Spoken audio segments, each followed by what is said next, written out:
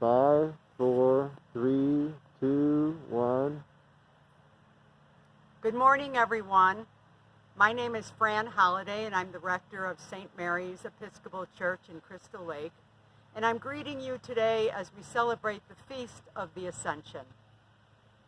In the summer of 2002, I spent time taking clinical pastoral education, also known as CPE. One of the most important components of CPE is reflection. I did my CPE at Mount Sinai Hospital in the heart of the city of Chicago in the Lawndale neighborhood. I, along with 5 other students, were chaplains there for an entire summer. We visited patients who were in the midst of crisis. Some had chronic health care issues. Others were victims of domestic violence and gunshot wounds. Sinai is a level 1 trauma unit, so we saw it all. Now, after hours of visiting with patients, after making rounds in the emergency room, the ICU, the NICU, the general patient rooms, the cardiac unit, the cancer treatment floor, after all of these visits, we would meet in our group with our fellow students and our CPE supervisor to reflect on how our visits were going. This was a time to ask ourselves how we responded to those we visited. How did we feel about the visit? What did we learn about ourselves as a person and as a chaplain? What would make us a more effective clergy person and chaplain? And I recall one of my colleagues in the group, his name was Pedro, he shared with us an encounter that he had with a patient that really helped change not only how he functioned as a chaplain, but it also changed his life. It opened up the door for him to a much deeper faith and spiritual journey. He recounted it like this. He went into the hospital room of a 98-year-old man, and the elderly gentleman named Johnston began to ask him about his course of seminary study, and the man finally asked him about his prayer life. What's your prayer like, son? How do you pray? Pedro was very honest, and he replied, I have a strong faith, but my best prayers are when I'm in church. Really, said Johnston, in a church? And Pedro went on and he told Johnston that his best prayers, his strongest and most heartfelt prayers, were the ones he said in the church service. And then Johnston told him that if it was really hard for him to pray when he was not in church, he really needed to change that. Because Johnston put it, when you sit next to your dying wife, you're going to really need to do some hard praying.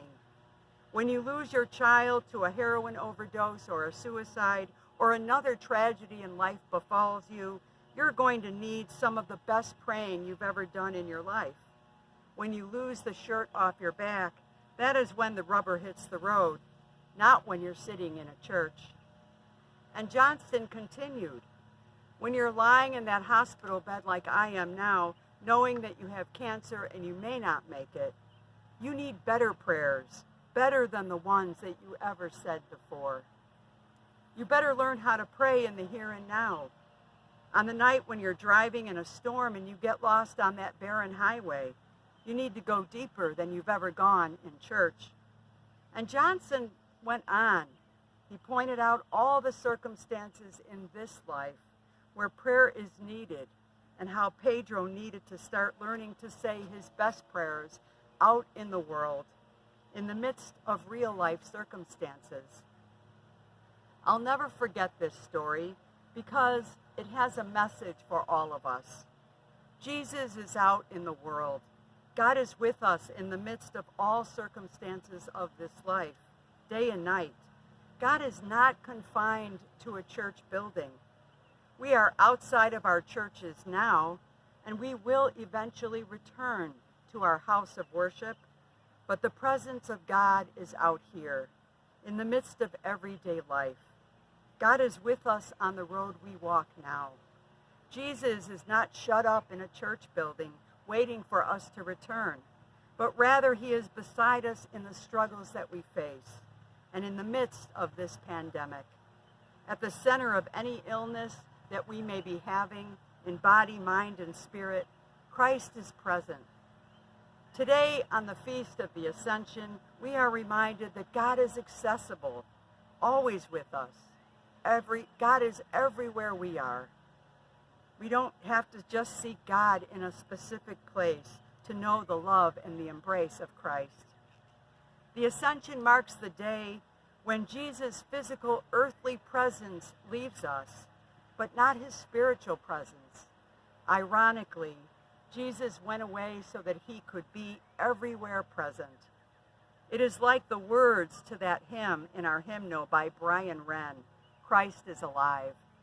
Christ is alive, no longer bound to distant years in Palestine, but saving, healing, here and now, touching every place and time.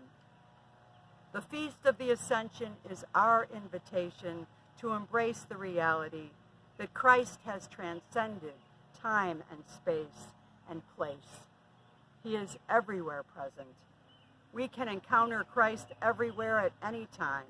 He is not bound by physicality.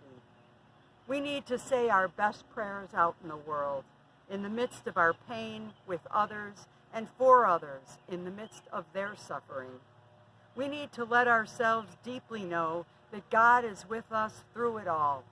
God is not bound or hemmed in to our sacred spaces that we have built, as beautiful as those spaces may be. Today, as we observe the Ascension, I invite you to contemplate where and when you encounter God. I hope it's everywhere in all things.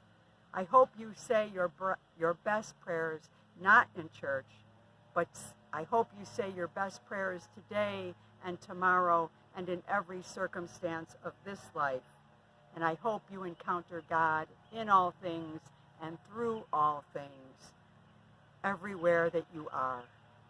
May you encounter the transcendent God always. Amen.